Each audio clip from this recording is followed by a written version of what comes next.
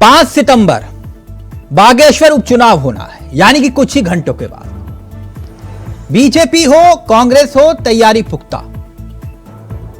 दोनों पार्टियां उपचुनाव में कोई कोर-कसर नहीं छोड़ रही। अब मसला इमोशनल हो गया।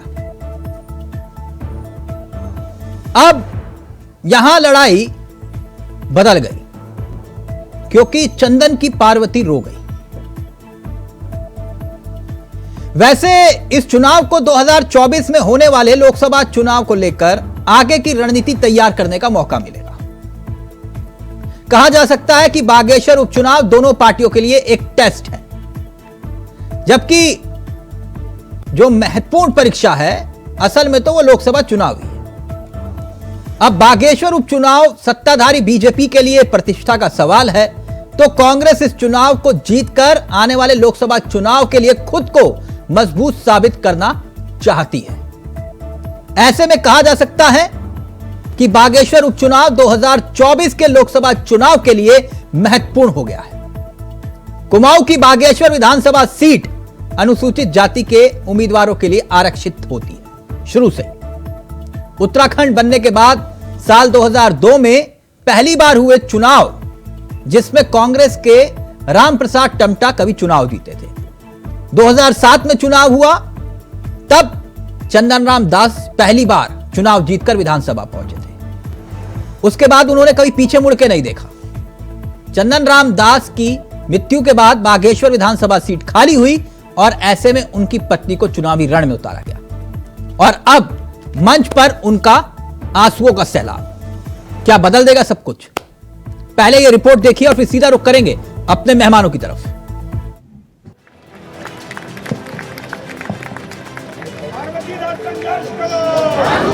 ये तस्वीरें हैं बागेश्वर के रण की, जहां एक जनसभा को संबोधित करते हुए बीजेपी प्रत्याशी पार्वती दास भावुक हो गई और रोने लगी और फिर सीएम ने हौसला दिया, उनके आंसुओं को पोंछा।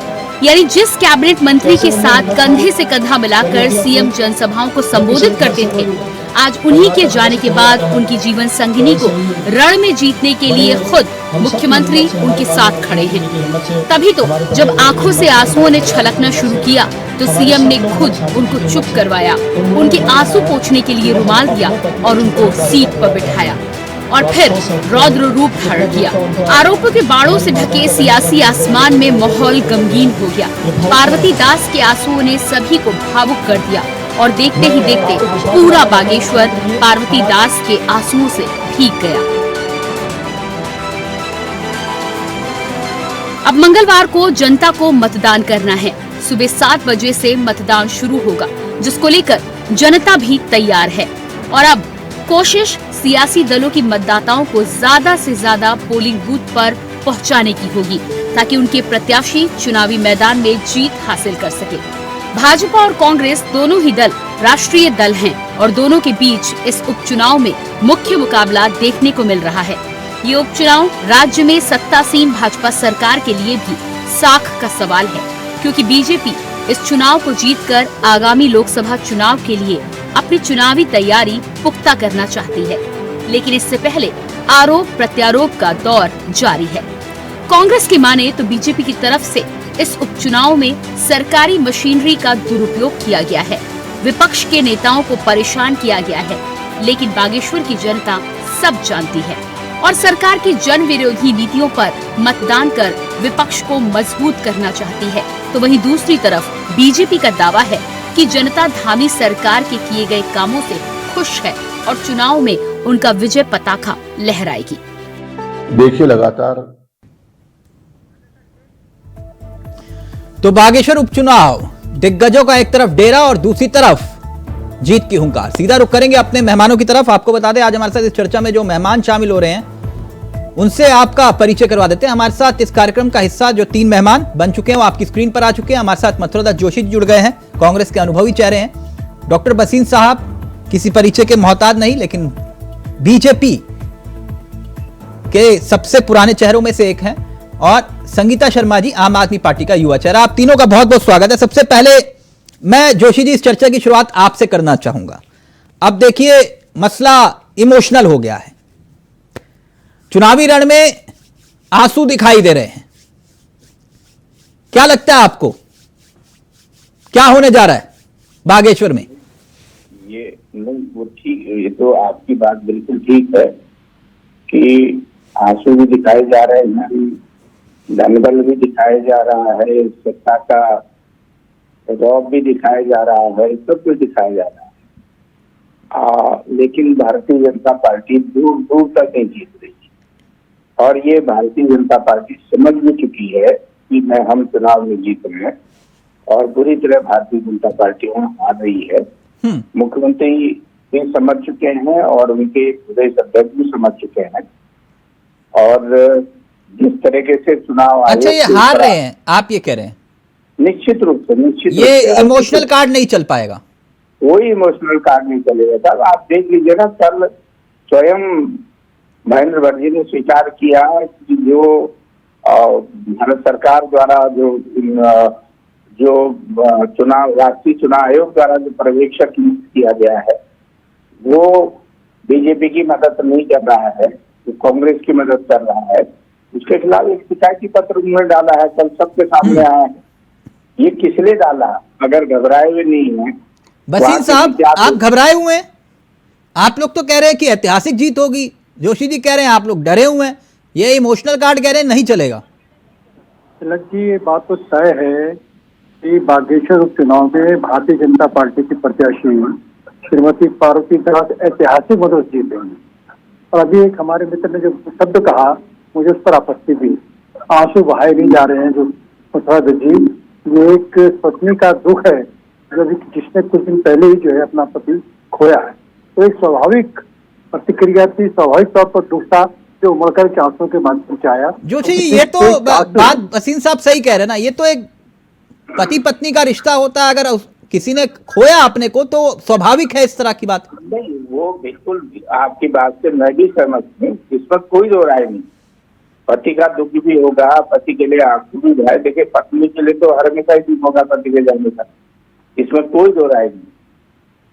इसमें साफ कहा भी गया है, हाँ ये कहा, ये बातें आपकी वेद और पुराणों में भी कहा गया है, पर ऐसा नहीं है। नहीं तो फिर इस पर क्योंकि बसीन साहब ने आपत्ति जताई तो मैंने इसलिए, क्योंकि आप इस तरह के कभी शब्द इस्तेमाल करते नहीं है। आपत्ति मेरा कहने का आशय कोई उनको पहुंचाना नहीं है। मैंने कहा ये कुछ भी कर रहे, आंसू तो देखो उन्होंने बहाने थे, वो तो मंच में आगे बात के बारे में बात करता हूँ। उनको दुख नहीं, आंसू बहाने के बाद आंसू तो सर अब मैं नाम लूंगा बुरा लग जाएगा ना, अच्छा नहीं लगता सर। आप लोग चाहते हैं मैं नाम लूं मंत्री जी का, पूर्व मंत्री जी का, है ना? आप मंच पे उन्होंने है जिन्होंने पीठ पे आपकी खंजर घोपा वो आंसू बहा रहे थे, तो सर फिर अब अच्छा नहीं लगेगा मैं नाम ले लूं। देखिए मंत्री जी ने ये आंसू वाला मसला जो है ना उत्तराखंड में, फिर वो दूसरी कहानी हो जाती है सर। नहीं होगी, इनकी पार्टी में भी एक मंत्री है, वो हर मंच पर जाके कभी कभी रो जाते हैं। मैं तिलक जी बिल्कुल विश्वास के साथ आपको कह रहा हूँ कि बागेश्वर में ऐसी स्थिति नहीं होगी। बागेश्वर का रिजल्ट बिल्कुल उल्टा आ रहा है। ठीक है बसीन साहब प्लीज क्विक रिएक्शन, फिर मैं संगीता जी आपके पास। वो कह रहे हैं कि ये आंसू काम नहीं आएंगे आपके। देखिए कोई बात नहीं, उनका अपना सोचने का नजरिया है, लेकिन मुख्य बात यह है कि हम चुनाव से ही जीत गए थे जब कांग्रेस को अपने दल का प्रत्याशी नहीं मिला और उन्होंने टपा लिया और उसे अपना प्रत्याशी बनाया। एक बात। दूसरा, हमारी डिवीजन की सरकार के काम, चंदन रामदास जी द्वारा जो काम किए गए वो सब कुछ हमारे साथ खड़े हैं और हमारा एक मजबूत संगठन का आधार है जो घर घर तक तो सरकार के कामों को भी और चंदन रामदास जी के कामों को भी पहुंचा रहा है और वहाँ की जनता महसूस कर रही है। तीसरी बात जो नवीनतम है वो ये है कि अभी हमारे माननीय मुख्यमंत्री श्री पुष्कर सिंह धामी जी ने बागेश्वर में एक बहुत बड़ी रैली करी, साथ ही उनका एक बहुत ही बड़ा जो है रोड शो हुआ। उसने उस जीत से प्रमाण दे दिया कि भाजपा उसमें जीतने वाली है, लेकिन कांग्रेस के नेता कोई रैली नहीं कर पाए, तो रोड शो नहीं कर पाए। और इनके आखिरी दिन में हरीश रावत जी को मैं देख रहा था कि 50 आदमियों को लेकर के सड़क पर जा रहे हैं, तो सीधा दिख रहा है कि जनता किसके साथ है। जनता रैली में आ रही है, जनता रोड शो में आ रही है, अपना रिस्पॉन्स दे रही है और संगठन हमारा मजबूत है। उनके बड़े नेता भी बसीन साहब पहुंचे थे, जो कहीं नहीं पहुंचते थे वो भी पहुंचे थे। सब पहुंचे, सब पूरा जोर लगाया इन्होंने, लेकिन उसके बावजूद भी तिलक जी, मैं बहुत जिम्मेदारी से कह रहा हूँ, इनके प्रत्याशी की जमानत बचना वो भी मुश्किल है। अच्छा, और इनके जमानत भी नहीं प्रत्याशी ने बचेगी? तो हद कर दी, इनके प्रत्याशी ने तो हद ही कर दी, अपने आप को भगवान घोषित कर दिया, ताकि मैं भगवान कृष्ण का अवतार हूँ, मैं भगवान बुद्ध का अवतार हूँ। क्या राजनीति कांग्रेस के लोग करते हैं? और किसी कांग्रेस के नेता ने ये भी नहीं कहा कि भाई ये निजी बयान है। इसी डिबेट में इनके कांग्रेस के नेता अपने प्रत्याशी का समर्थन कर रहे थे। तो कुल मिला के कहानी ये है कि ये हर प्रकार के हथकंडे अपनाते फिर रहे हैं, लेकिन कुछ होने वाला नहीं ये है। 50 लोगों वाला फंडा नहीं समझ। Joshi ji please quick reaction, फिर संगीता जी को पूरा टाइम। ये 50 लोग कह रहे हैं, आपके जो बड़े नेता है वो 50-50 लोग लेकर घूम रहे हैं, कुछ मिल नहीं रही, भीड़ नहीं मिल रही, आप जीत का दावा कर रहे हैं। ये तो मैं आपके ऊपर छोड़ता हूँ ना, भसीन साहब की बात पर तो मुझे आज हंसी आ रही है। मैं इनसे यही पूछ देता हूँ, इनके अध्यक्ष ने चुनाव आयोग के ऑब्जर्वर की शिकायत क्यों की? फिर क्या किसको फायदा पहुंचा रहा था? वो हमको पहुंचा रहा था कि आपको पहुंचा रहा था? एक बात। दूसरी बात ये है कि ये तो बता दीजिए, मुख्यमंत्री का रोड शो बहुत बढ़िया हुआ, वो वीडियो मैं आपको भेज दूंगा, नहीं तो मुख्यमंत्री के पीछे मुर्दाबाद के नारे कौन लगा रहा था? पुष्कर सिंह जिंदाबाद भी हो रही तो पीछे मुर्दाबाद कौन कर रहा था? वो भी कार्यकर्ता ही आपके ही होंगे मुझे लगता है, या बागेश्वर की जनता होगी। आप ठीक है, चुनाव जीतना और हारना लोकतंत्र की एक परंपरा है। संगीता जी, कोई भी जीता कोई भी हारे, कोई बड़ी बात नहीं, लेकिन नहीं वो तो आप देखिए, दावे ठीक है आप लोगों की अपनी जगह, लेकिन मैं एक बात जानना चाह रहा संगीता जी, जैसे जोशी जी ने कहा हम जीत रहे हैं, वसीम साहब ने कहा हम जीत रहे हैं, जीते कोई हारे कोई, ये तो तय है कि दोनों में से एक जीतेगा एक हारेगा, लेकिन बदलेगा क्या उत्तराखंड की सियासत में इस चुनाव के बाद? क्या लगता है आपको संगीता जी? देखिए तिलक भाई, जीतना तो एक ही पार्टी को है, हाँ। दोनों प्रत्याशी तो जीत नहीं सकते। और देखिए कल जब चुनाव वोट होगा उसके बाद वो पता ही चल जाएगा कि कौन जीता और जनता ने क्या फैसला कर लिया। जनता ने अपना मन बना लिया होगा कि उनको किसको वोट करना है, कि उनको डबल इंजन के जो विकास के कार्य लगातार भाजपा गिना रही है उसके साथ जाना है, या फिर कांग्रेस जो विपक्ष है उसे मजबूत खड़ा करना है। तो देखिए वहां लगातार भाजपा की सरकार रही तिलक भाई बागेश्वर में, वहां से बड़े बड़े नेताओं से भी हमने देखा कि वहां बागेश्वर से उन्होंने चुनाव लड़ा और उनकी वो विधानसभा रही, लेकिन बागेश्वर में कितना विकास हुआ है ये वहां की जनता को पता होगा कि डबल इंजन की सरकार ने और भाजपा के बड़े बड़े नेताओं विकास के पैमाने पर हो रहा है तो आप लोगों का अविवेक हो सकता है, लेकिन मैं क्योंकि पुराना इतिहास देख रहा था तो उस हिसाब से आप लोग भी समझ रहे कहानी क्या है। एक बात, आप लोग तो कह रहे थे कि आप वो I.N.T.I वाले गठबंधन में हैं, लेकिन आपके नेता तो कहीं दिखाई भी नहीं दिए, और वसीम साहब कह रहे थे 50 लोग हैं उनके साथ, तो कुल मिला के तो आप लोग तो मदद कर सकते। प्रत्याशी तो आप ही का था ना पहले, वो जो चेहरा चुनावी रण में है। जो प्रत्याशी लड़ रहे हैं वो आम आदमी पार्टी का चेहरा थे, बिल्कुल इस बात से कोई गुरेज नहीं, तो जाके कम से कम 2-4 लोग ही चले जाते हैं आप लोग, अच्छे मत भी वो लेकर के। और जो बागेश्वर के लोग उनके साथ थे जब वो आम आदमी पार्टी में थे, वो अभी भी उनके साथ होंगे तिलक भाई। मैडम वो तो उन्हीं के हैं ना मैडम, अपने पर्सनल समर्थक की बात नहीं कर रहा मैं, पार्टी के टैग। अब उदाहरण के तौर पर समाजवादी पार्टी ने अपना प्रत्याशी उतार दिया, वहां समाजवादी पार्टी ने जहां सबसे मजबूत रहे समाजवादी पार्टी को, वहां पर लगभग 10,000 वोट मिलते थे, अगर मैं सही हूं विनोद बर्तवाल जी डोई वाला सीट पर, मैं तब की बात कर रहा हूं। अब बताइए वहां पर समाजवादी पार्टी का क्या लेना देना, इसे मैं क्या समझूं? नहीं, क्यों प्रत्याशी उतारा? कोई तो कारण होगा। आप कह रहे हो एक तरफ इंडिया गठबंधन, अब केजरीवाल जी आधा 1 घंटा पहले मैं देख रहा था वहां पर कह रहे थे कि ये राजस्थान में कोई लॉन्च किया उन्होंने गारंटी। बताइए ये कौन सा खेल खेल रहे हैं आप लोग? तिलक भाई, सारी राजनीतिक पार्टियां हैं, चाहे वो क्षेत्रीय दल हो चाहे वो राष्ट्रीय दल हो, जब गठबंधन लोकसभा के लिए बना है तो ऐसा तो नहीं है ना कि चाहे निकाय चुनाव हो तो गठबंधन ही लड़ेगा, मतलब आप ये कह रहे हैं जिन्हें अभी आप कहेंगे कि ये चोर हैं और फिर परसों जाकर कहेंगे कि ये साधु हैं जनता के सामने, यही बोलेंगे? चोर और साधु की बात नहीं है। हाँ। सब अपने कामों को लेकर रैलियां कर रहे हैं, जो हमने दिल्ली में किया जनता उस विजन को देखेगी। मैडम बागेश्वर में तो आप तो दिखाई नहीं दिए, विजन को देखेगी। आप कौन से इंडिया गठबंधन की बात कर रहे हैं? बागेश्वर में कहां थे आप बताइए, कितने नेता गए आपके? चलिए प्रदेश अध्यक्ष तो है ही नहीं आपका, कितने नेता गए आप? तिलक भाई अभी जो गठबंधन है उसका विधानसभा में क्या रोल है ये पार्टी ने तय नहीं किया है। मैडम कुछ क्लियर है आप लोगों के यहाँ? जो क्लियर है वो बता दो, मैं वो पूछ लेता हूँ। मैं वही तिलक भाई कह रही हूँ कि लोकसभा के लिए हमारा विजन क्लियर है, इंडिया का जो गठबंधन है वो बिल्कुल क्लियर है, तो उसी के अनुसार ही आगे की रणनीति लोकसभा के लिए बनाई जा रही है। ये बड़ी कंफ्यूजन है वसीम साहब, ये कह रहे हैं वो वाला मसला है, ये वाला नहीं है। पार्टियां चुनाव लड़ना बंद कर दें तो ये तो पॉसिबल नहीं है ना। नहीं तो चुनाव लड़ना बंद कर दे तो यहाँ लड़वा लेते ना चुनाव। समाजवादी पार्टी जिसको उत्तराखंड में क्या वजूद की लड़ाई लड़नी पड़ रही है वो अपना प्रत्याशी वहां उतार दे, और आप कह रहे हो कि हम क्यों उतारें? ये गजब स्थिति होगी। और फिर कह रहे हो कि हम आपके हैं कौन, फिर कह रहे हो हम साथ साथ हैं। या तो हम आपके हैं कौन या फिर हम साथ साथ हैं, दोनों बातें एक साथ तो हो नहीं सकती। तो तब नहीं होते जब हम वहाँ पे अपना प्रत्याशी उतार देते। मैडम आपके पास प्रत्याशी था ही नहीं, पार्टी ने आपका प्रत्याशी तो कांग्रेस ने ले लिया, आपके पास तो प्रत्याशी नहीं था।